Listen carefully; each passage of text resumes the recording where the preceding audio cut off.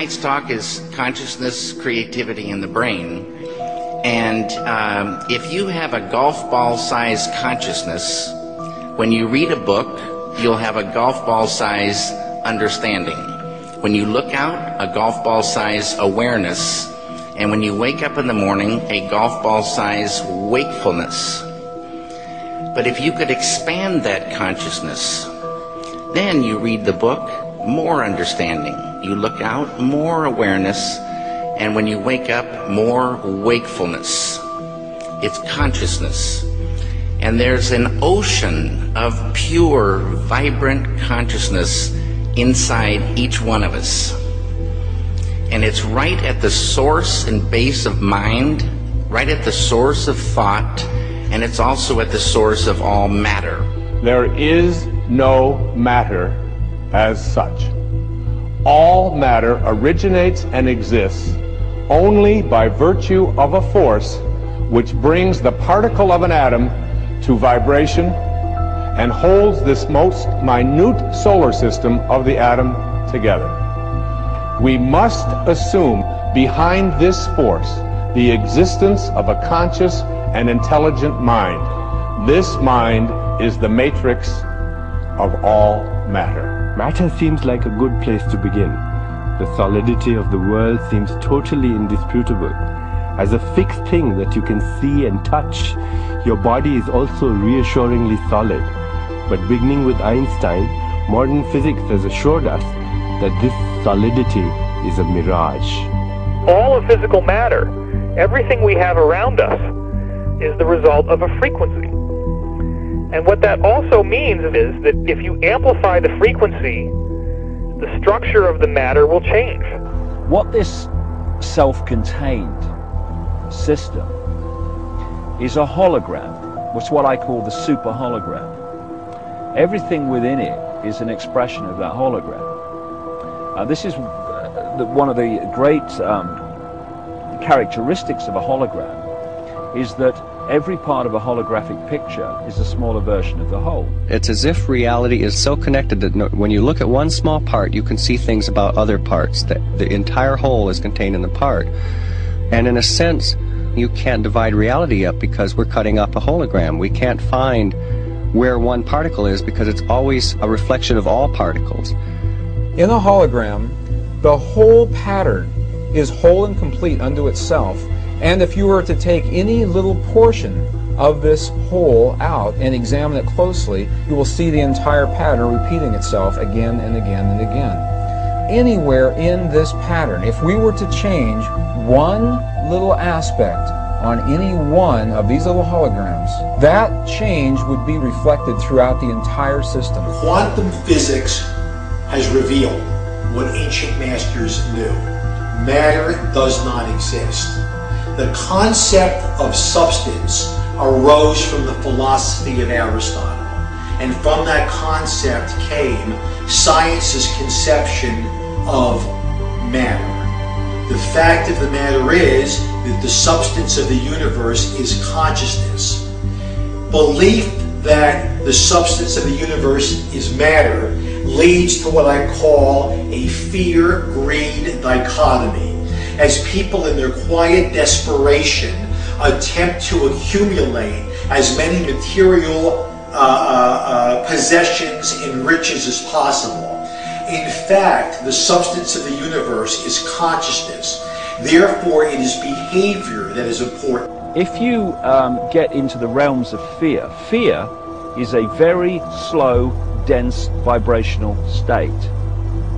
And the more you embody fear, and the whole of this manipulated society is globally is structured to make us fear, to make us have stress, to make us worry about tomorrow, and have guilt about yesterday, and forget about now.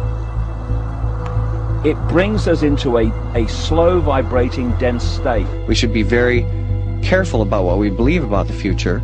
The more you attach to a belief system, the more, if reality is holographic, you're helping create it by believing it. And you know, the great clairvoyant Edgar Cayce said that our every thought, that reality is built out of thought, and our every thought starts to build reality, and we're like, every thought is like a spider, we're like spider spinning web, and that web starts to build and build. Information is the key, because this matrix, this illusory reality that we think is real, people say to me, what is the matrix? Answer, it's information. Information creates fractals. As information flow increases, the number of fractals, mathematically speaking, increase. This was demonstrated by a mathematician named Theodore Gordon. Fractals are unpredictable functions, so things are becoming more and more unpredictable. When you start getting into fractals and chaos theory, when you look at it in terms of a society, this is where it starts to cross over into the so-called Illuminati or the negative elite, the world leaders with their philosophy of order out of chaos. There is some truth to that, in the sense that when the system becomes highly destabilized, there will be random shifts that suddenly self-organize into higher complexity. At the subatomic level, reality behaves in accordance with the expectation of the observer, or the measurer, the scientist. Why is that remarkable? Because everything in the universe is composed of those subatomic particles. These atoms are particles that are whirling at lightning speeds around huge empty spaces, and the particles aren't material objects. They are fluctuations of energy and information in a huge void of energy and information. And what the science now is showing is that when you can change the field that the atom is in, you change the atom. And we're made of those atoms. So when we have feelings in our hearts, we're changing the field that connects the stuff everything is made of, and we literally are altering our physical reality.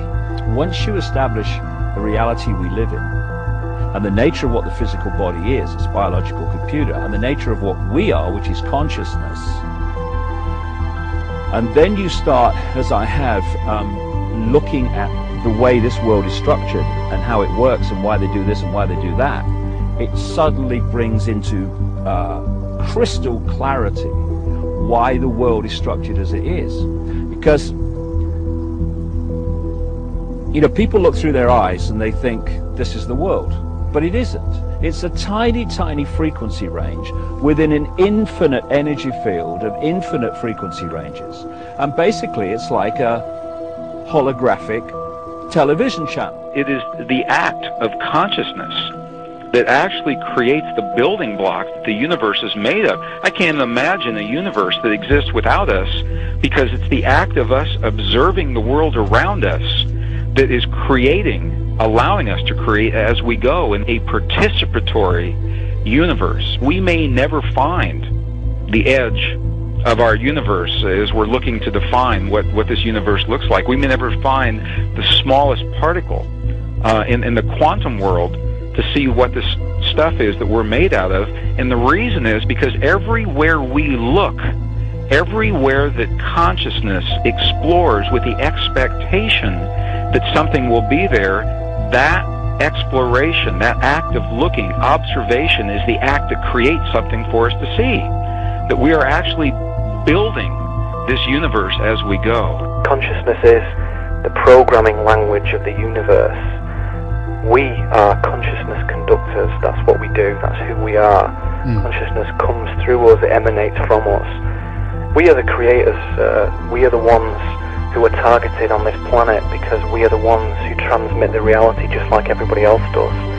If you switch your brain off and you are sucked into the mainstream media illusion, we must understand that we are being used because we create reality. So if we are manipulated in a certain way, and if we are modulated in a certain way, then our creation becomes not ours but somebody else's. And what happens if we all do it? Everyone in this room decides to take control of reality. I'm talking about reality, I'm talking about quantum physics, I'm talking about taking control of things from the quantum level up, from the molecular level up, and it works. One of the things we're actually dealing with is as I say, some kind of operating system that can be hacked using words. The world is like a ride at an amusement park, and when you choose to go on it, you think it's real, because that's how powerful our minds are. And the ride goes up and down and round and round. It has thrills and chills, and it's very brightly colored, and it's very loud, and it's fun for a while. Some people have been on the ride for a long time, and they begin to question, is this real, or is this just a ride?